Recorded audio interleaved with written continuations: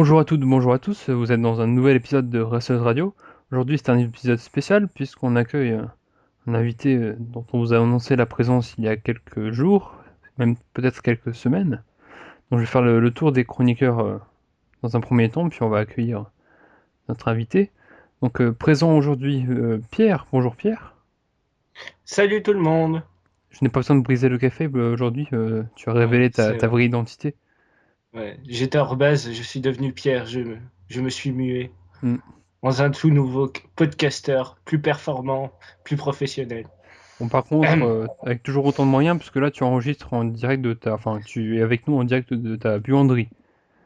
Oui, voilà, c'est le grand luxe. On a des moyens chez Restos Radio. Donc on a aussi, on a aussi autour de la table Sébastien. Salut Seb. Salut tout le monde. Moi, c'est plus classique que Pierre. Moi, c'est dans une chambre tranquille, hein. Donc, c'est aussi très bien, hein. En plus, tu es tout content de la victoire 3-0 hier du RC Strasbourg. Eh oui, allez Strasbourg, on va se maintenir, on va se maintenir. Peut-être pas sportivement, mais en tout cas, s'il y en a un qui descend On va le faire. de manière T'inquiète. financière. Et puis, en notre chroniqueur, Verpa qui attend le match de Nantes ce soir. Oui, bonsoir. Oui, bien sûr, le match de Nantes. Mais là, ici, je crois qu'on est pour parler. On est là pour parler d'une certaine personnalité du catch français qui nous intéressait beaucoup. Donc, après beaucoup de tentatives, on a quand même réussi à l'accueillir. Et je pense qu'on est tous très heureux d'accueillir notre invité ce soir. Donc après avoir interviewé, je crois qu'on a fait en catchant, on n'a pas fait tant que ça. Il y a eu Shana il y a quelques temps, mais je crois qu'il n'y en a pas eu tant que ça. Donc on accueille aujourd'hui. Après, c'était des commentaires. Oui, oui, Marc Chavet, Norbert Feuillon, etc. Donc aujourd'hui, on accueille Roméo, catcheur français qui s'est qui a traversé l'Atlantique pour rejoindre la Géorgie et pour rejoindre le circuit indépendant américain. Salut Roméo, Eh ben, bonjour messieurs, grand plaisir d'être là, merci de m'accueillir. comment ça va? Eh ben, très bien, ouais, parfait, parfait. Je suis content qu'on ait réussi à mettre nos emplois du temps à ce jour tous ensemble. C'était un peu compliqué avec le décalage horaire, mais je suis très content d'être là. On est très content de t'accueillir aussi. Donc, Sébastien, je te laisse faire la petite introduction. Ouais, parce que je vais tout d'abord remercier Roméo une fois de plus, puisque c'est la deuxième fois qu'il travaille avec nous, puisque la première fois, on avait déjà eu la chance de l'avoir en interview écrite. Cette fois-ci, c'est à l'audio. Donc, je vais faire tout de suite une petite transition entre les deux, puisque je me rappelle que lors de mon interview écrite, je t'avais demandé comme dernière question, qu'est-ce qu'on peut te souhaiter pour l'avenir? Et alors, tu m'avais répondu, bosser dans beaucoup de fédérations indie aux États-Unis. Donc, on peut dire que ton souhait est exaucé, non? Ouais, en effet, bah écoute, pour être honnête, je me souvenais absolument pas de t'avoir répondu ça, mais ouais, je crois que j'avais le nez alors à l'époque, ouais, sans doute. Donc ouais, non, à l'époque, quand tu m'avais interviewé, en effet, j'étais toujours en France, me semble-t-il. Et ouais, bah, c'est vrai que les États-Unis, c'est quand même un peu c'est un des berceaux du catch moderne, donc ça fait toujours un peu rêver. Et je pense que c'est une étape importante pour n'importe quel catcheur, donc c'est toujours une bonne chose. Et je pense qu'on va en parler un peu plus. Ouais, Donc Roméo, enfin, je sais pas si on doit t'appeler Roméo ou ouais, vous pouvez, appelez-moi Roméo. donc comment t'as découvert le catch à travers Canal+, la télé? Est-ce que t'as des souvenirs Ouais, d'enfance bah, moi, sur bah, ça? moi, c'est une histoire assez classique, hein. Enfin, en tout cas pour beaucoup de Français de mon âge, hein. Moi, c'était le catch qui passait sur Canal+ quand j'étais gamin. Et voilà, je me souviens moi, je suis devenu vraiment accro. Je me souviens, c'était à peu près en 95. Je me souviens, c'était j'étais vraiment, ce qui m'avait vraiment accroché, c'était la rivalité Shawn Michaels Razor Ramon avant le SummerSlam 95 et leur deuxième match de l'échelle. Et je me souviendrai toujours de voir ce pay-per-view SummerSlam 95 et me dire, ah, c'est incroyable et c'est ce que je veux faire. Donc ouais, moi j'ai commencé comme ça. Et bon, avec ma famille qui pensait que j'allais gagner un peu de matière grise, devenir intelligent et arrêter de regarder ça. Et puis bah, c'est jamais arrivé. Donc je suis resté accro toute ma vie, quoi. Et qu'est-ce qui a fait que t'es passé entre guillemets du statut de fan au statut de je veux en faire mon métier ou en tout cas en faire. Ouais, bah, après, bah, moi, j'ai commencé à m'entraîner assez tard parce qu'en France, c'était quand même compliqué, hein. Il y avait vraiment peu enfin, il y avait vraiment peu de structures. Et par Internet, donc moi, j'ai eu, enfin, je passe un peu pour un dinosaure, mais moi, je suis de l'époque où il y avait pas, quand on était enfant, on n'avait pas Internet. Donc, quand j'ai commencé à avoir Internet, je devais avoir je sais plus exactement, peut-être 12, 13, 14 ans, quelque chose comme ça. Et j'ai tout de suite cherché des communautés de fans de catch. Et c'est là que j'ai rencontré, on pourra aussi en parler, mais c'est drôle quand on y repense. J'ai rencontré tout de suite Christophe Ajus, avec qui je suis toujours ami. J'ai tout de suite rencontré Yann Colby. Donc c'est quand même marrant de voir qu'on était un peu là les premiers sur le net et qu'aujourd'hui on a tous fait notre petit bonhomme de chemin à des niveaux différents. Et bon, une chose en amenant une autre, c'est Colby, je crois, qui me fait découvrir la ICWA et Pierre Booster Fontaine, qui avait été entraîné par Édouard Carpentier au Canada et qui me semblait vraiment être le seul à même de donner un entraînement à peu près correct pour des Français. Donc ça, c'était à Lille, et là, je devais avoir à peu près peut-être 20 ans, 21 ans, quelque chose comme ça. Donc lui, il donnait ses entraînements à Lille, et moi, à l'époque, j'étais étudiant à Clermont-Ferrand, dans le centre de la France. Et donc, bah, c'était forcément pas évident de pouvoir aller, pour pouvoir aller s'entraîner à Lille. Donc je bossais, j'avais trouvé un boulot les week-ends et je devais bosser 2 ou 3 week-ends par semaine pour le 4e week-end ou le 5e week-end. J'essayais d'y aller au moins une fois par mois, pouvoir me rendre à Lille et m'entraîner à la ICWA ou pouvoir faire les stages avec lesquels j'ai commencé, qui sont vraiment des moments d'entraînement de grande qualité. Donc voilà, c'est comme ça que moi on m'a mis le pied à l'étrier. Et par exemple, on avait reçu des questions donc, de pas mal d'auditeurs, donc on va en avoir un certain nombre qui nous sont parvenus, donc que ce soit par les réseaux sociaux ou par mail. Et on avait la question d'un certain Guillaume Sanchez qui nous posait la question de ton meilleur et de ton pire souvenir, que ce soit dans le ring en tant qu'acteur, en tant que protagoniste. Dans le ring, mon meilleur souvenir, je pense que j'en ai deux en fait, des meilleurs souvenirs. Je vais commencer avec le. J'en ai plus que ça en fait, hein. C'est compliqué. C'est beaucoup de beaux moments dans le ring, mais je pense que mon premier match qui devait être d'un point de vue catch absolument catastrophique, mais le premier match ça reste toujours un souvenir fort. Et je me souviens, c'était en juillet 2007 et c'était un petit show en plein air pour la ICWA. On était au milieu d'une cité dans banlieue parisienne et c'était un public très très chaud. Il y avait failli y avoir une émeute. Enfin, c'était complètement fou. C'était assez dingue comme souvenir. Donc ça, c'est un truc qui m'a marqué. Je citerai mon match avec Jonathan Gresham pour N-Catch à Paris Manga, que vous pouvez voir sur YouTube, qui était vraiment un super match. Et c'était important pour moi parce que je revenais d'une grosse blessure à l'épaule. J'avais été opéré, j'avais été out pendant 8 mois. Et c'était mon premier gros match simple de retour. Et je savais pas si je pouvais encore.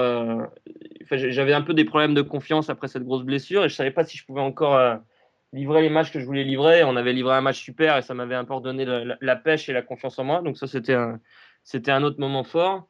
Et le troisième, je pense que c'est tout récemment, c'est quand j'ai gagné le titre de la Peach State Wrestling Alliance contre Carl Matthews. Et il y aura bientôt il y aura bientôt il y aura bientôt le match sur YouTube également. Mais c'était vraiment un très très très gros match, énorme foule. Il y avait Jeff Hardy sur le show, donc ça aussi c'était un beau souvenir. Ouais, donc Et le notamment. pire, ouais, il faut que je cite le pire aussi, c'est ça?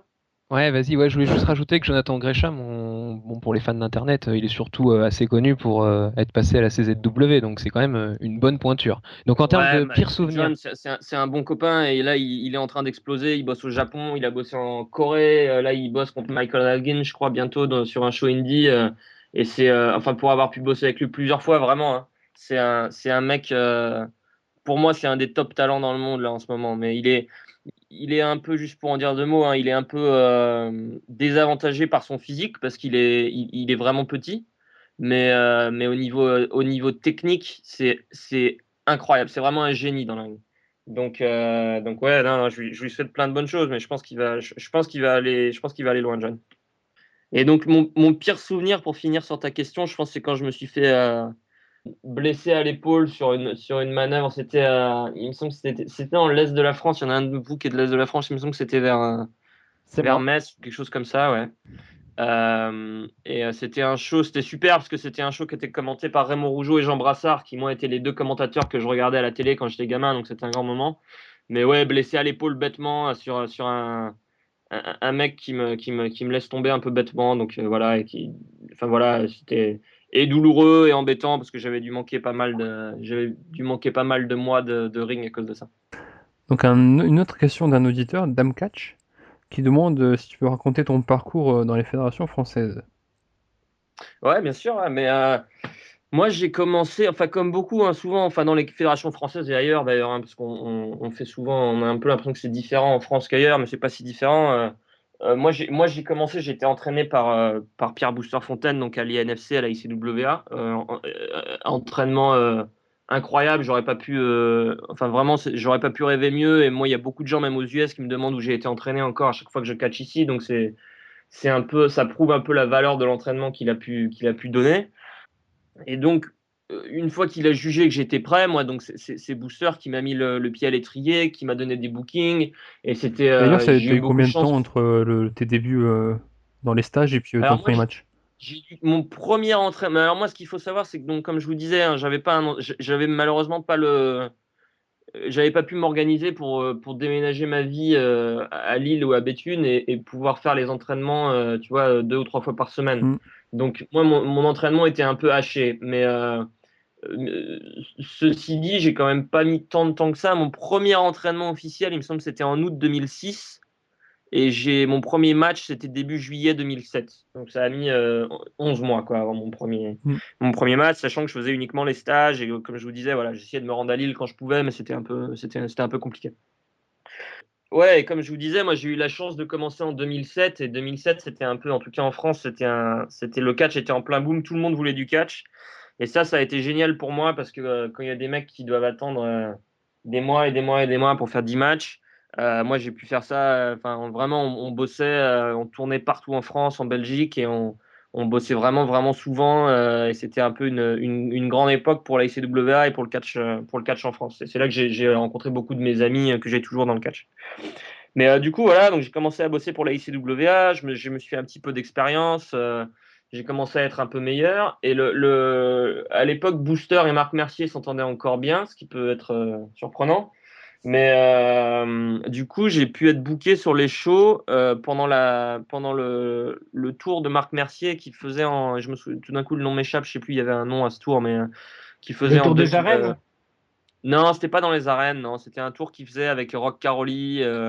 Il y avait la fameuse équipe de France de catch. Enfin, c'était un peu folklorique, mais enfin, moi, c'était super pour moi parce que ça me donnait de l'expérience et j'avais jamais bossé dans une autre fédé, donc c'était très très bien. Et donc j'ai été embauché sur la FFCP sur quelques dates, quoi. Pas en tant que mec qui venait à chaque fois, mais de temps en temps, il faisait appel à moi. On bossait des fois avec des mecs ICWA, des fois avec des mecs FFCP. Donc voilà, c'est là que j'ai rencontré Driss Jaffali, mon ami Rosto, qui est toujours un de mes meilleurs amis aujourd'hui. Donc voilà comment c'est parti. Et petit à petit, donc voilà, je faisais les dates ICWA, je faisais les dates FFCP, donc je bossais pas mal. Et petit à petit, bah ça a continué. Donc après, moi, j'ai pu bosser à l'APC à Nanterre, où j'ai fait pas mal où j'ai fait quelques combats. Et puis finalement, une autre, mais ça c'était quelques années plus tard, quand N-Catch a été lancé, ils ont fait quelque chose, ils ont fini par m'appeler. Moi, j'ai toujours pensé que les catcheurs, enfin, en tout cas, les catcheurs indépendants, c'était un peu comme un produit qui devait se vendre dans autant de fédérations possibles. Donc, moi, j'avais aucun problème à bosser pour N-Catch, d'autant que j'avais de la sympathie pour les fondateurs. Donc, j'ai commencé à bosser pour N-Catch également, ce qui a été une super expérience, puisque les gars, ils m'ont fait bosser des super noms. C'est là que j'ai bossé Jonathan Gresham plusieurs fois. Donc, ouais, ça a été top, ouais. Ouais, ouais, ouais.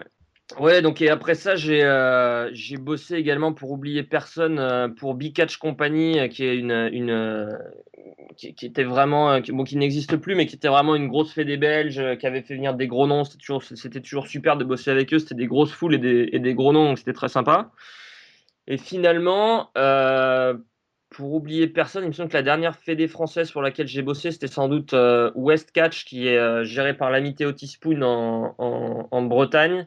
Et vraiment, toujours une super organisation, super affichage dans les villes. Donc on avait des belles foules, des shows qui étaient bien montés, c'était toujours un plaisir. Donc voilà, grosso modo, un peu les fédés françaises pour lesquelles j'ai travaillé. Moi, comme je vous disais, hein, moi, je pense qu'il y en a en France qui oublient que catcheur indépendant, c'est le mot indépendant a son importance et qu'il faut bosser dans un maximum de structures et non pas se cantonner à une seule. Donc moi, voilà, ça a été un peu toujours mon leitmotiv pendant ces années en France où je voulais bosser pour un maximum de personnes, gagner un maximum d'expérience et voilà un peu l'histoire. Donc j'espère n'avoir oublié personne. Et pour toi, quel serait ton dream match, vraiment le match, enfin le catcheur avec qui tu voudrais faire un match? Bah, si on parle vraiment rêve, moi j'ai toujours été, enfin mon catcheur favori de tous les temps, moi ça a toujours été Shawn Michaels, hein. C'est lui, enfin quand j'étais gamin, c'est lui qui m'a, comme je vous disais tout à l'heure, hein, qui m'avait vraiment rendu accro. Donc voilà, ce serait lui, hein, sans doute. Et c'est Ça, c'est- encore en activité? C'est encore en activité, ouais, mais ça va être très, très commun. Mais bon, évidemment, Daniel Bryan, il est juste au-dessus du lot. Je pense qu'il peut avoir un bon match avec n'importe qui. Donc ce serait juste top. Et si je suis un peu moins dans le rêve et un peu plus dans la réalité, là, il y a l'ami Jimmy Rave. Je sais pas si vous vous rappelez de la grande époque de la Ring of Honor, enfin qui a bossé partout, bien sûr, au Japon et La tout. Là, je viens TNA de bosser. aussi, ouais.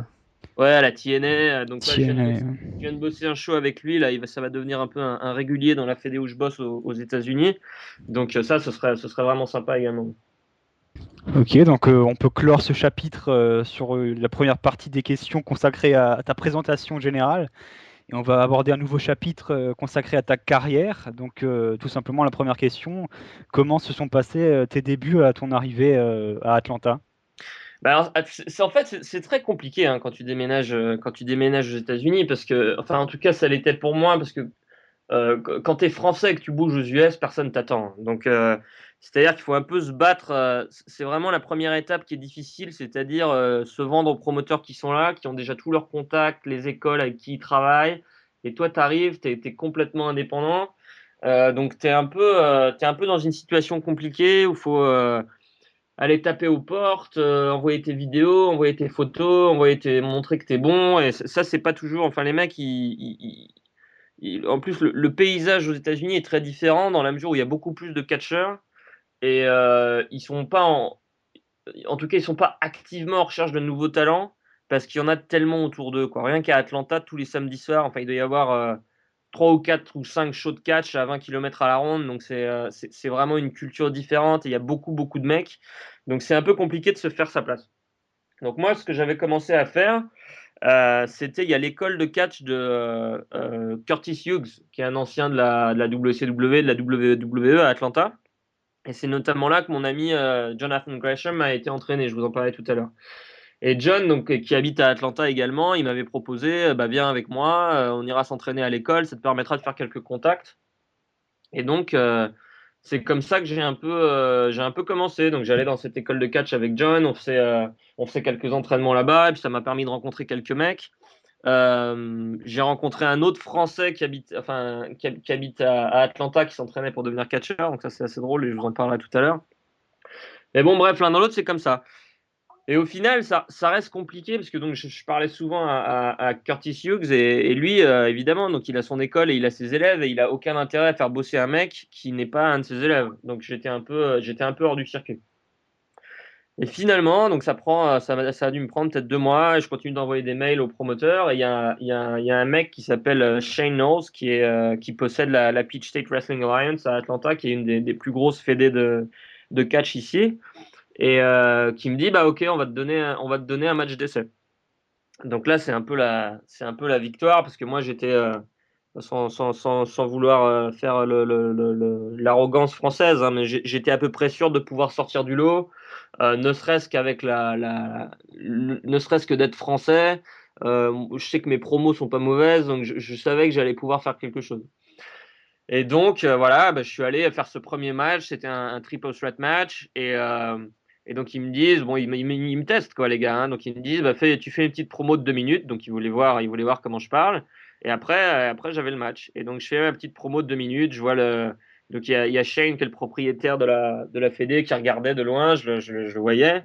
Et il y avait Action Mike Jackson, qui est un vieux pro de la région de la Géorgie, Alabama, et qui regardait aussi et qui lui était un peu le booker de la Fédé.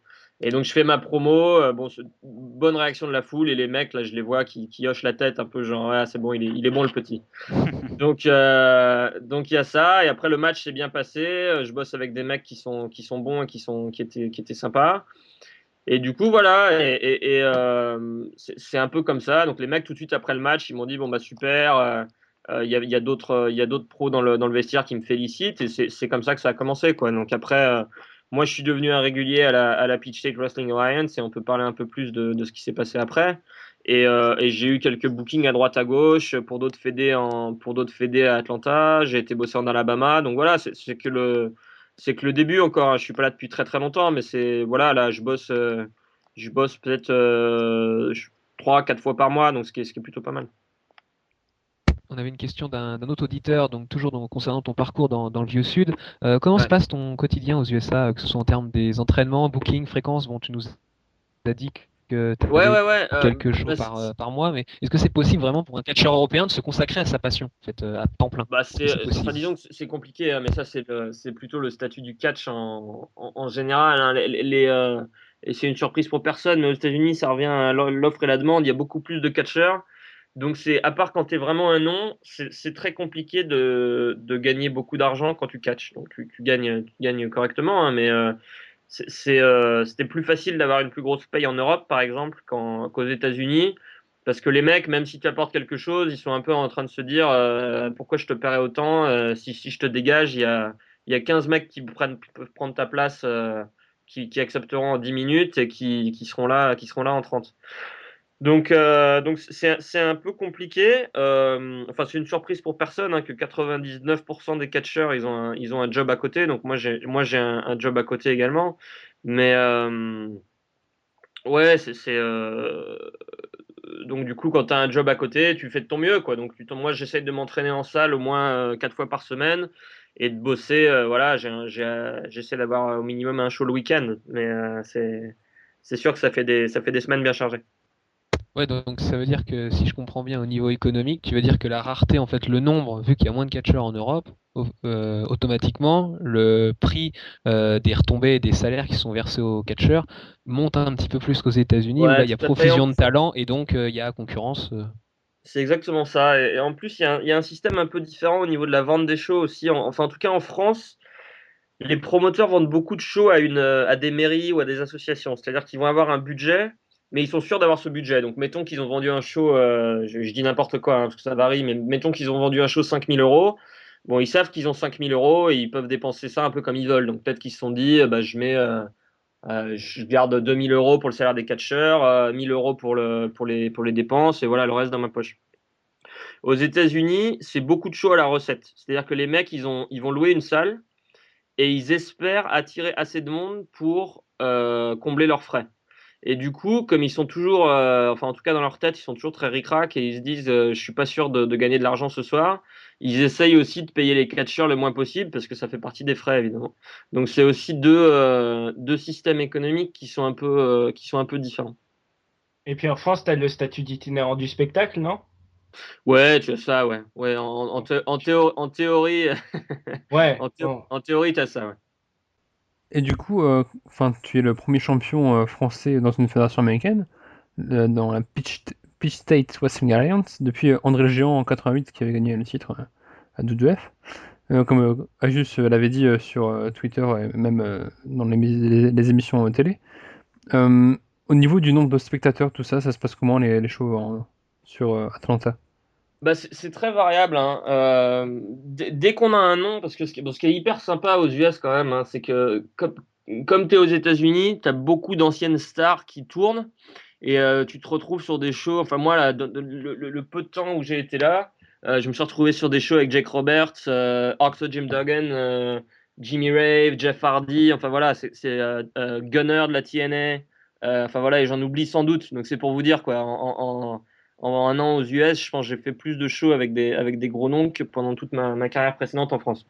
Donc, ce qui est quand même, je sais qu'il y en a qui boudent un peu leur plaisir, mais c'est quand même toujours sympathique de se retrouver avec des gros noms comme ça, qui racontent des histoires dans les vestiaires et qu'on peut côtoyer un peu, et c'est toujours des bonnes expériences. Donc, et je perds le fil de ma pensée. C'était quoi ta question? C'était, ah oui, André le Géant, c'est ça? Ouais, au niveau des en région, puis au Ah, au niveau niveau des des spectateurs, du nombre de spectateurs aussi. spectateurs, ouais, ouais. Ouais, et du coup, dès qu'on a un gros nom, ça attire beaucoup de monde. Donc pour le show de Jeff Hardy, je crois qu'on devait avoir peut-être 800 000 personnes dans la salle, donc ça c'était top. Et après, quand on n'a pas de nom, c'est très variable parce que, comme je te dis, il y a beaucoup, beaucoup de shows. Donc, à chaque fois que je bosse, moi, à peut-être 20 kilomètres à la ronde, tu as au moins 3 ou 4 autres shows. Donc, ça veut dire que le public est vraiment dilué. Et il y a, je dirais qu'le plus petit qu'on fasse, c'est des shows devant, on va dire, 150 personnes. Et les soirs où ça se passe bien, on a en moyenne entre 300 et 400 personnes, on va dire. Et quand on a un nom, ouais, ça monte vite dans les 600, 700 et voire plus. On a une question aussi de Bruce T qui demande comment ton association avec ton manager DeWitt Dawson s'est mise en place. Ouais, bah, il est super, hein, mais c'est un peu il tourne en Géorgie depuis longtemps, donc je suis content de l'avoir avec moi parce que moi je suis quand même mine de rien. Enfin, j'ai monté vite dans les rangs de la Fédé, mais mine de rien, je suis quand même toujours assez nouveau aux US et il me donne pas mal de conseils et il a toujours été hyper sympa avec moi dès que je suis arrivé dans les vestiaires. Et c'est un peu le manager des champions parce qu'il a managé beaucoup d'équipes qui ont gagné surtout des titres par équipe. Et finalement, c'est lui qui m'a proposé, est-ce que ça te dirait pas que je vienne avec toi, que je te donne des conseils. Et je pense que à ce stade-là, et surtout maintenant que j'ai le titre principal, je pense que c'est plutôt utile. Ouais. Donc non, il est super. En plus, il parle un peu français, donc voilà, il m'a vendu le truc comme ça, quoi. Et du coup, ça se passe comment ton règne de champion héritage, je crois? Ouais, c'est ça. Bah, écoute, pour l'instant, très bien. Hein. Je veux pas dire que j'étais surpris, mais je suis vraiment heureux qu'il m'ait mis à cette place-là et ça prouve. Ce qui est intéressant, c'est que nous, on tourne, enfin pour cette fédé, en tout cas, on tourne toujours dans la même ville. Donc il y a vraiment un suivi des histoires par rapport à ce qu'on fait d'une semaine sur l'autre. Le public nous suit. Et le fait que ce soit moi le champion, ça prouve qu'il pense que je peux amener du monde et que voilà, je suis over, comme on dit ici. Mais ça se passe bien. Pour l'instant, tout va bien. Les foules depuis que je suis champion sont plutôt bonnes, plutôt à la hausse. Donc voilà, on va voir. Hein. C'est encore tout récent, quoi. Je sais même plus depuis combien de temps je suis champion, mais ça doit faire peut-être un mois et demi, quelque chose comme ça. Donc c'est tout jeune. Et tu joues sur le côté français ou pas du tout en fait? Ah ouais, bien sûr. Ouais. Ouais, Non, ouais. ce serait idiot de pas le faire. Hein. Enfin, Ouais, c'est clair. enfin, je veux dire, c'est notre. Dans le catch, et c'est ça que je trouve assez dingue aux US et en France, la chose numéro un qu'il faut chercher à faire, c'est se différencier. Il faut que les gens se souviennent de toi. Et moi, en étant français, forcément, j'ai pas besoin d'aller chercher très loin pour trouver quelque chose qui me permet de me différencier. Et en plus, quelque chose qui est vrai. J'ai pas besoin d'inventer une gimmick complètement abracadabrante. Je suis vraiment français, j'ai vraiment un accent français. Donc ce serait complètement idiot de pas en jouer. Donc ouais, bien sûr, je joue à fond sur le côté français. D'une, parce que déjà, je suis fier de représenter la France et de montrer que les catcheurs français peuvent faire des bonnes choses. Et deux, parce que voilà, enfin vous imaginez hein, la réaction des Américains face aux Français, c'est du pain béni pour moi. Donc c'est bien sûr, et c'est ce que font Tom et Marcus Louis à NXT aussi, c'est pareil. Donc bien sûr, il faut jouer là-dessus, quoi. Est-ce Est-ce que que tu par as... exemple, tu as des retombées dans les médias, alors que ce soit surtout les médias américains, parce qu'en France, on voit pas, par exemple, il n'y a pas d'article qui relate particulièrement ton parcours dans les grands journaux nationaux ou même régionaux. Est-ce que par exemple, il y a des petits journaux régionaux américains qui s'intéressent évidemment aux petits catcheurs français Écoute, non, j'ai pas eu qui de, j'ai réalisent son pas eu de rêve aux demande États-Unis? particulière.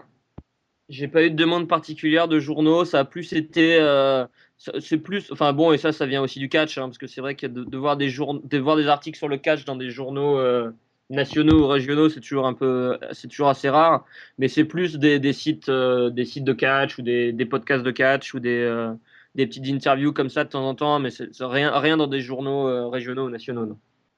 Moi, je vais te demander si tu avais un exemple de segment que tu as eu à la PWA qui s'est très bien passé avec la foule, où tu as eu une bonne réaction. Enfin, peut-être un segment un peu original à nous raconter. Ouais, bah, j'en ai eu. Écoute, il y en a deux qui me viennent en tête. Alors, il y en a un qui était drôle, que vous pouvez voir sur YouTube. Hein, c'est juste, c'est pour l'anecdote plus qu'autre chose, où je faisais une promo anti-américaine dans le ring. Et il y a Orkso Jim Duggan qui est venu me chasser du ring. Et ça, c'était juste plutôt le kiff pour moi, parce que c'était quand même drôle de voir ma promo coupée par la musique de Oxlade Jim Duggan, qui est venu me chasser avec son 2x4 et qui est venu me chasser du ring. Donc c'était plutôt assez drôle, et la foule était complètement. C'était vraiment le choc des gimmicks parfait, parce que entre le français anti-américain et Oxlade Jim Duggan qui fait toujours chanter USA à tout le monde, c'était vraiment chouette, et il a eu une super réaction quand il est rentré. Donc ça c'était très bien. Et l'autre, avec quelqu'un que vous connaîtrez peut-être moins, qui s'appelle Rick Michaels, qui est un et ça fait partie de ces mecs qui ont vécu du catch toute leur vie, mais sans jamais devenir une grosse star. Il a bossé pour la NWA, il a fait des matchs d'essai à la WWE plusieurs fois là, il a bossé à la TNA. C'est lui qui a fait, il possède, et tout d'un coup le nom m'échappe, ça s'appelle Wrestleware, et il crée des habits pour, enfin les tenues de catcheurs comme Zack Ryder. C'est lui qui m'a fait ma dernière tenue, etc. Et donc j'ai eu une rivalité assez longue avec lui, qui lui est un peu le héros du cru. Et la rivalité a culminé dans un match où le perdant devait porter le drapeau de l'autre pendant 30 jours. Donc c'est-à-dire, si je perdais, je devais porter le drapeau américain pendant 30 jours, et si lui perdait, il devait porter le drapeau français pendant 30 jours. Et bon, j'ai gagné. Et donc il s'est retrouvé à porter le drapeau, le pauvre, à porter le drapeau français pendant 30 jours à chaque fois que j'allais vers le ring. Et c'était juste super, parce que là, je pense qu'au niveau de la hit que je pouvais avoir, c'était la culmination, parce que je faisais porter à leur héros le drapeau national français. Il y avait des mamies dans la foule qui voulaient me mettre des pains quand je rentrais. Enfin, c'était assez drôle de voir à quel point ça touchait les gens. D'ailleurs, sur Jim Duggan, j'ai une petite anecdote je pense pas qu'il y ait beaucoup de fans récents qui soient au courant. Quand la ZU avait fait sa tournée en 93, je crois, à Bercy, en France, le dernier show d'ailleurs avant 2007, je crois, bah, quand il y avait Jim Duggan qui a fait son match, qui rentrait dans la salle, il y avait peut-être tout le public qui a chanté USA alors qu'on était en plein Paris, quoi. Ah, c'est ça, mais c'est ça qui est dingue, hein. Et Duggan, il me racontait d'ailleurs dans les vestiaires qu'il a réussi à faire chanter USA partout où il est allé dans le monde. Ce qui est assez incroyable quand il pense. Mais ouais, ouais, mais c'est aussi le pouvoir un peu de la WWE et du catch. Ouais, ouais, tout à fait. Donc on va changer maintenant de sujet totalement, puisqu'on va parler un petit peu des fédérations un peu plus importantes comme la TNA par exemple, puisqu'on sait que la TNA propose le gut check. Il y a des catcheurs comme Rosto, qui est un ami à toi, ou encore Shana, qui ont participé à ce concept-là. Est-ce qu'on te l'a proposé, ou est-ce que ça t'intéresserait dans le futur? Alors, on me l'a proposé, non, mais je pense pas que ça marche réellement comme ça, en fait, hein. Faut plutôt. C'est-à-dire qu'il y a tellement de catcheurs et de catcheurs talentueux, et ça, j'en vois tous les jours, hein, qui d'après moi, auraient toute leur place à la TNA ou à la WWE, que c'est aussi au catch. Enfin, il faut arrêter un peu le mythe de c'est la TNA ou la WWE qui vont aller te chercher, hein. C'est aussi aux catcheurs c'est aussi aux catcheurs de se mettre eux-mêmes en position pour être détectés. Et c'est quand tu es prêt à faire ce saut-là, il faut que tu envoies des vidéos, il faut que ce soit toi qui postule. Donc le gut check, je pense que c'est plutôt comme ça que ça marche, hein. C'est pas tellement la TNA qui vient te chercher, c'est plutôt à toi de leur envoyer une candidature. Et s'ils voient que tu es bon, ce qui était le cas avec Rosto, à ce moment-là, ils valident et ils t'invitent. Mais donc, pour répondre à ta question, moi non, j'ai rien envoyé à la TNA. Est-ce que ça m'intéresserait? Oui, pourquoi pas. Ouais, ce serait bien sûr enfin, bosser pour une fédé de cette taille-là, ce serait une super expérience. Après, moi, je suis pas un super fan du produit TNA, donc je suis pas non plus. Voilà, je les suis pas, je les suis pas toutes les semaines. Et sur la même longueur d'onde, un petit peu pour la ROH par exemple, ou la WWE, tu as déjà tenté Non, de te la, faire. la WWE, j'ai jamais tenté, mais parce que enfin, je suis aussi assez réaliste, hein, par rapport à ce que je peux accomplir.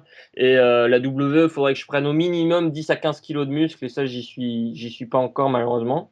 Mais c'est vrai qu'ils jugent beaucoup sur les corps, et ils ont raison, hein. Et je vois le boulot pendant des années qu'a dû produire un Tom LaRuffa, que je connais, enfin, que je côtoyais souvent, hein, quand on bossait ensemble à la ICWA en France, qui est un bon copain. Enfin, j'en suis pas là, hein, et je lui tire mon chapeau, parce que c'est vraiment un travail de tous les jours, qui qui est pénible, fastidieux, et c'est assez incroyable de voir des gens qui y arrivent alors qu'ils ont un job à côté, enfin ils avaient un job à côté et le catch, et donc c'est beaucoup de boulot. Et la Ring of Honor, la Ring of Honor, ce serait top, et je pense que là, ce serait sans doute le plus, enfin c'est toujours très loin hein, pour moi, mais sans doute le plus accessible de tout ce que vous m'avez mentionné. Mais je pense que je pourrais tirer peut-être mon épingle du jeu en plus avec la gimmick et le style. Ouais. J'avais juste une question. Est-ce que au niveau des fédérations, tu trouves que ça fonctionne un peu avec des centres de formation et après tu passes dans les grosses ligues ou par exemple on avait eu Shana qui nous avait expliqué que par exemple pour atterrir à la Shimmer, fallait d'abord passer par la Shine qui était une fédération un peu école, un peu plus confidentielle. Est-ce que tu penses que ça fonctionne pareil pour les fédérations où il y a des catcheurs masculins? Enfin, écoute, la WWE, en tout cas, ouais, c'est le cas, et ça, je vais pas revenir là-dessus, puisque tout le monde connaît leur système d'entraînement. La TNA, sincèrement, moi, je suis pas très au courant de la façon dont ils fonctionnent. Je crois, ouais, en effet, qu'il y a une école, mais votre question, c'est plus pour les fédérations indépendantes ou c'est pour les Ouais, grosses? par exemple, il y a la Shikara qui fonctionne avec la WIF ou des choses comme ça, avec vis-à-vis par exemple de la PWG, de la Ring of Honor ou des choses comme ça. Est-ce que ça fonctionne aussi avec une sorte de fédération tremplin? Non, je pense pas qu'il y ait officiellement de fédération tremplin. Je pense qu'ils ont des fédés sur lesquels ils gardent un œil. Mais après, si tu es capable de leur envoyer une vidéo ou d'attirer leur attention, je pense que ça marche plutôt par match d'essai. Donc, c'est-à-dire à chaque fois que tu vas dans des shows Ring of Honor, t'as le premier ou le deuxième match, c'est des mecs que tu n'as jamais vus, mais que la Ring of Honor teste sur leur show. Et je pense plutôt que c'est comme ça. Parce qu'avoir vraiment une fédé partenaire et qui servirait un peu de centre d'entraînement, je crois qu'il faisait ça pendant un moment avec une fédé en Floride, mais ça c'était plus en 2005-2006 me semble-t-il. Et je pense que ça coûte beaucoup d'argent et c'est un gros investissement, donc je suis pas sûr qu'ils soient tous prêts à le faire. Et au final, je les comprends parce qu'il y a tellement de fédés indépendantes aux États-Unis, ils n'ont pas forcément besoin d'avoir leur sous-fédé pour former les mecs. Hein. Il y a assez de mecs talentueux comme ça, et s'ils font un bon boulot sur des matchs d'essai, de try-out, je pense qu'il n'y a pas de raison qu'ils n'arrivent pas sur le roster principal. Pour te répondre aussi un peu vers pas, je crois que la Roche, à côté des essais qu'elle peut donner, je crois qu'elle a un dojo où il y a quelques années c'était Osinaris qui était le coach Ouais, bien sûr, une principal. école, ouais, bien sûr. Mm. Ouais, ouais, ouais. Où sont Il y avait la sortis FIP, Kenny ouais. King et Red Titus. Tu as combattu dans des shows où figurait, comme tu nous l'as dit tout à l'heure, Jeff Hardy par exemple ou Gunner. Est-ce qu'ils t'ont donné des conseils sur je sais pas, ton entraînement ou sur ton travail dans le ring? Même des légendes comme Jim Duggan? Ouais, il y avait Scott Hall qui était là aussi avec son fils sur un show. Il y a des conseils, c'est toujours un peu compliqué parce que bon, les mecs, ils sont bien sûr, ils sont très demandés par tout le monde pendant les shows. Je sais quand j'avais fait, alors il a pas vu mon match, mais Scott Hall, quand j'avais fait il allait regarder le match de son fils et j'étais juste avant, donc il avait vu ma promo et il m'avait donné un thumbs up, le signe, le pouce en l'air une fois que j'avais fini ma promo, donc je pense que ça lui avait plu, donc ça c'était cool, c'est un bon souvenir. Et les autres, non, Jim Duggan m'avait dit good job, mais bon, ça c'est très. Quand on avait fait notre petit segment ensemble, ça c'est aussi très à l'américaine, donc faut pas trop, enfin, faut pas trop analyser ça. Mais les autres mecs, non, c'était plus. Ils ont pas vraiment le temps, les gars, malheureusement, de regarder tous les matchs. Hein. Ils traînent plus dans les vestiaires, donc c'est plus la plus-value, c'est plus de traîner avec eux, d'entendre leurs histoires, de leur poser des questions, d'avoir des anecdotes. Ça c'est sympathique, quoi. Et sur la même longueur d'onde, je me rappelle d'un show que j'avais eu la chance de voir. C'était en 2007, il me semble, dans la ville de Christophe Ajus, Souffle-Weiersheim. C'était un show ICWA. Ouais. Il y avait Raven qui était venu à la surprise générale. Enfin, c'était un bon Ouais, c'est moment. génial ce show. Ouais, Ouais, ouais, super chaud. c'était super. Ouais, tu avais eu l'occasion aussi d'interagir un petit peu avec lui ou Non, pas du tout? pas tellement, Raven. C'était un peu, enfin, il est un peu comme on l'imagine quand on le voit dans le ring, Raven. Hein. Il était Ah un ouais. peu dans son coin. Je me souviens, c'était drôle parce que c'était Colby qui avait été mon ami Colby avec qui j'ai fait tout mon entraînement, qui est indéniablement un de mes meilleurs amis dans le catch, qui avait été obligé d'aller le chercher à l'hôtel, d'aller le chercher à l'aéroport, pardon, et d'être un peu son valet pendant tout le voyage. Donc vous lui en parlerez quand vous l'interviewerez. Mais ouais, donc je crois que lui, il a des anecdotes avec Raven parce que Raven s'en était un peu servi comme chauffeur personnel. Donc ça, c'était assez drôle. C'était assez drôle. Mais non, moi j'avais eu peu d'interaction avec lui. On sait que le catch aux États-Unis est perçu assez différemment selon les États. Comment ça se passe en Géorgie? C'est plutôt bien perçu? Il y a de bonnes réactions ou c'est pas Ouais, non, vraiment? c'est une bonne question. Enfin voilà, les catcheurs, ils doivent s'adapter à la foule. Et moi, ce que j'ai vu rapidement en Géorgie, c'est vraiment une foule. Euh, alors le catch, pour répondre à ta question, le catch en Géorgie, il est perçu comme ailleurs. Je pense qu'il y a juste plus d'histoire en Géorgie qu'ailleurs, parce que bon, comme vous savez, la WCW, elle était basée à Atlanta. Donc il y a beaucoup de gens qui avaient bossé là-dedans. Il y a beaucoup de gens qui allaient voir les shows. Donc je pense qu'il y a un ancrage très fort en Géorgie avec le catch. Donc ça, c'est une bonne chose. Et après, quand tu vas au show, tu vois que c'est des foules vraiment vieille école, presque presque comme dans les années 60, 70, avant vraiment l'explosion du catch, parce enfin, il y en a beaucoup qui y croient vraiment, et du coup, c'est une dynamique totalement différente avec les gens qui veulent vraiment être happés par le show, ils veulent vraiment y croire, et du coup, ils veulent pas forcément de manœuvres aériennes qui brisent un peu le côté réaliste du catch. Ils veulent des trucs un petit peu plus vieille école. Et ça, c'est assez intéressant de devoir adapter son style à la foule devant laquelle tu es. Et les foules de Géorgie, ouais, sont vraiment comme ça. Une autre question, je voulais savoir comment les petites fédérations indépendantes arrivent à survivre à côté de l'ogre WWE ou même TNA ou ROH. Enfin, qu'est-ce qui peut faire la différence pour donner envie aux gens de voir ces petits shows finalement? Ouais, mais je pense que ce qui fait la différence, c'est, enfin voilà, il faut du hyper local. Les mecs, et c'est ce qu'ils font très bien, la Peachtree Wrestling Alliance, ils vont vendre les shows, enfin voilà, vraiment dans les petits supermarchés où vont les gens. Enfin, ils sont très connus d'un point de vue local, et c'est presque, enfin, les faces de la fédération, c'est presque comme des membres de la famille hein, pour les gars du public. Alors, bien sûr, ils traînent pas avec eux tous les jours, hein, mais c'est presque voilà, comme des membres de la famille. Il y a une proximité qui est complètement différente.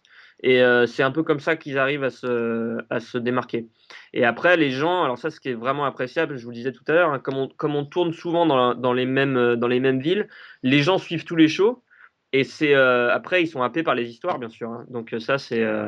Enfin voilà, ouais, comme je vous racontais ma rivalité avec Rick Michaels, quand les 30 jours où il devait porter son drapeau étaient écoulés, et ben voilà, tout le monde est venu au show parce qu'il voulait voir ce qu'il allait me faire. Mais c'est voilà, il faut des storylines comme ça pour que les gens reviennent sur les shows. Une question auditeur qui est un peu hors sujet. Dame Catch qui demande si tu as le choix entre la WWE et la NJPW, laquelle choisis-tu?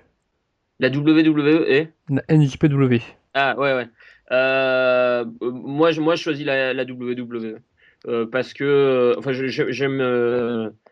j'aime tous les styles de catch, mais pour moi, c'est le catch américain est le plus complet et le moins ancré dans un seul style. C'est-à-dire que d'après moi, en Amérique, tu peux quand même voir et du catch high flying, et du catch sportif à la japonaise, et du catch divertissement.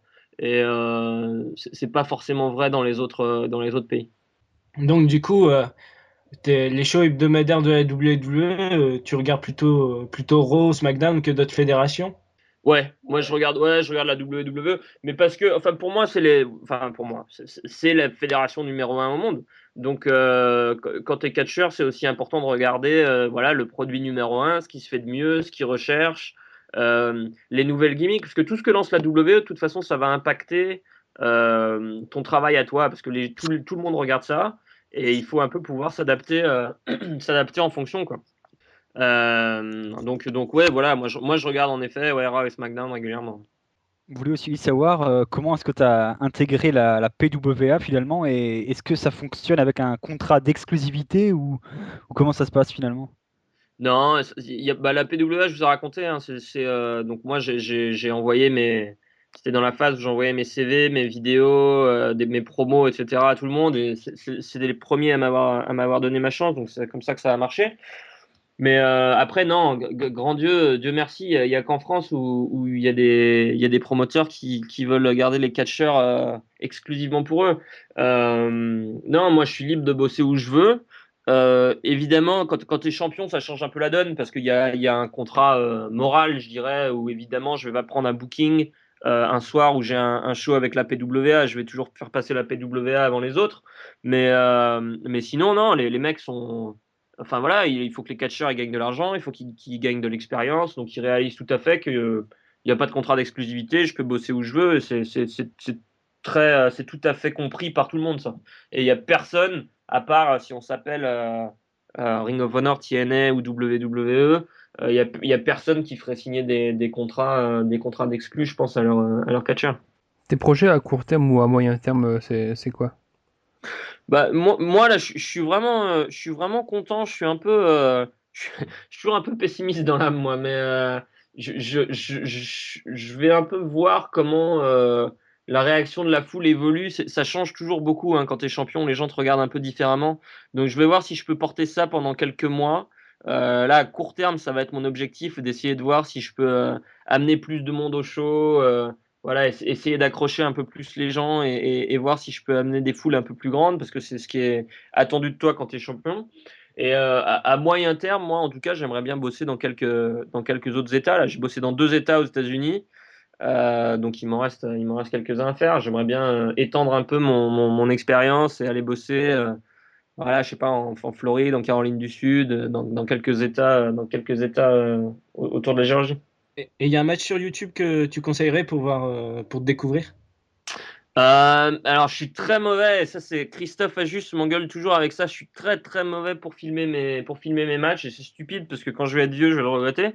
Mais donc du coup, je suis un peu à la merci des gens qui filment mes matchs. Il y en a un qui est pas mal. C'était le match, mais qui a déjà quelques années maintenant. Hein. Mon match contre Jonathan Gresham à Paris Manga, qui est vraiment pas mal. Et vraiment, je vais essayer, je vous tiendrai au courant si vous voulez, je vais essayer de mettre le match où j'ai gagné le titre en ligne dès que je le reçois. Donc ça doit être dans les prochaines semaines. D'accord. Bon, là, on va un peu sortir du sujet. On va te poser quelques questions un peu hors contexte, qui mélangent un peu les figures emblématiques de RSS Radio et puis des questions un peu hors sujet. Peut-être bah, des réponses plus rapides. Comment tu as réagi à l'annonce de la table de commentateurs française pour WrestleMania 30? Ah, j'étais comme un fou. J'étais tellement heureux. Non, vraiment, mais parce que je connais Chris, c'est un de mes meilleurs amis. Hein. Je le compte dans mon top 5. Hein. Mais j'étais très, très heureux pour lui. J'étais très ému et très heureux. Combien d'argent tu mettrais pour que quelqu'un tue Brock Lesnar? Pas grand-chose. Pas grand-chose, que s'il se rate, je serais dans une mauvaise posture. Ton avis sur Ryback? Ryback, pas d'avis, ni chaud ni froid. Je pense qu'il était meilleur en face qu'en heel. Sin Cara? Sin Cara, je vais botcher ma réponse si je vous dis quelque chose. Le favori de la foule, John Cena? Ah, bah, c'est incroyable, incroyable à tous les niveaux. Je pense que l'histoire leur tiendra comme un des plus grands. Attention, ta réponse peut entraîner une réaction assez négative de la part d'un de nos podcasteurs. Ton avis sur DDP? DDP, je sais pas, j'ai pas fait mon yoga aujourd'hui, donc j'en sais rien. Non, j'aime bien DDP, j'aimais beaucoup à la WCW. Et sur les légionnaires, donc Tom Laroufa. Les légionnaires, non mais les légionnaires, c'est incroyable. Là aussi, hein, Tom je dirais pas que c'est un ami, mais c'est un bon copain. On a partagé des chambres d'hôtel et tout à l'époque. Moi, je suis super heureux pour lui et je pense qu'il ira loin. Il comprend que le catch, il faut vraiment des personnages. Et tu vois, toutes ces photos, je pense que ça doit être lui qui met le plus d'argent sur ses tenues à NXT. Tu vois, il a toujours des trucs complètement abracadabrants qu'il est en train de porter. Moi, je pense qu'il ira loin, Tom. Marcus, je le connais pas, mais Tom, je pense qu'il ira loin. Je pense qu'il ira loin. Je sais pas si tu te souviens, mais une fois, NXT, il avait mis un pantalon en forme enfin, avec des dessins de dollars dessus, c'était Ah ouais, magnifique. bien sûr, je me souviens de ça. Non, mais c'est tellement lui, ça, quoi. Je me souviens me balader dans Paris avec lui et il portait toujours des trucs, mais complètement incroyables. Tout le monde le regardait. Mais c'est pour ça il est parfait pour le catch, Tom, parce que il se balade dans la rue, tout le monde le regarde, quoi. Il attire le regard. Donc je pense qu'il est handicapé par il a un super physique, mais il est un peu petit pour les standards WWE. Mais il va combler ça par du charisme et voilà, le petit truc indéfinissable qui fait que tout le monde a envie de te regarder. Ton avis sur NXT? NXT, j'aime beaucoup leur gros show. C'est sympa de voir les petits jeunes de la WWE. Après, je regarde pas toutes les semaines. T'aimerais bien faire partie de Total Diva? Ouais, évidemment, bien sûr. Être un Rose Byrne dans l'entrée d'Adam Rose? Ouais, j'aimerais bien être dans le costume du lapin, là, moi. Ah ouais. Et t'as pas une idée sur qui est dans le lapin? Parce qu'on a demandé à Ah, Shanna et elle a pas voulu dire. attends, je sais pas. Je sais pas. Je sais que Zack Ryder tweet souvent je ne suis pas dans le costume du lapin. Donc, je sais pas. Est-ce que c'est lui? Est-ce que c'est pas lui? J'en sais rien. Est-ce que tu as le WWE Network? Ouais, ouais, ouais, tout à fait. T'es abonné Et, fidèle. Abonné fidèle, ouais. et enfin, question primordiale. Est-ce que tu voudrais bien subir les entraînements de Bill DeMott qui sont réputés pour que tu les fasses tout nu? Euh, J'ai un joker, non, ou pas? Tu peux. Tu peux. Allez, vas-y, je mets le joker. Voilà. Bon, Vincent, tu peux Ouais, enchaîner. donc on a fini notre interview. On va rappeler la liste des partenaires. Enfin, on va aussi déjà rappeler qu'on a la semaine dernière, si je me trompe pas, non, c'était il y a quelques jours, le podcast sur Extreme Rules. Ah ouais, bah il date de ouais, à peine la semaine dernière, ouais. Oui, Ah, mais on va sortir l'émission jeudi prochain. J'étais pas là, mais à mon avis, il date d'à peine la semaine dernière. oui, mais de la semaine qui suit Extreme Rules, quoi.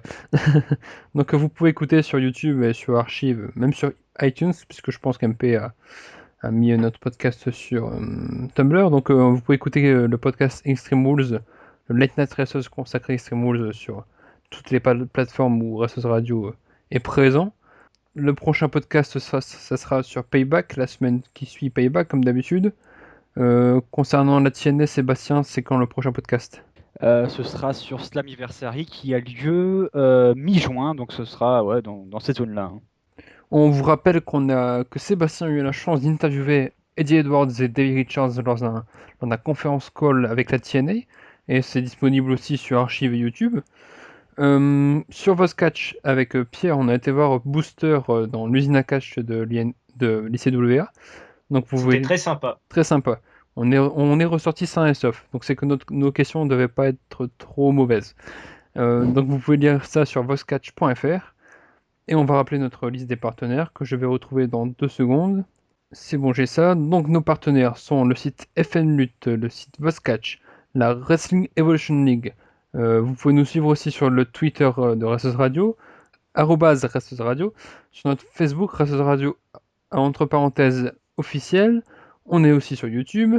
On a un compte iTunes et d'autres partenaires, Catch Asylum et la radio de Kevin Revolt.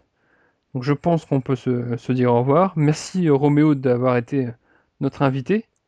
C'était avec plaisir. Merci à vous. Et on espère que ton règne de champion héritage à la PWA sera long et très, très apprécié par les fans d'Atlanta et de ses environs. Ah, merci, c'est gentil. Donc on vous dit à bientôt dans un nouvel épisode hors série ou pas de Wrestlers Radio. Ciao.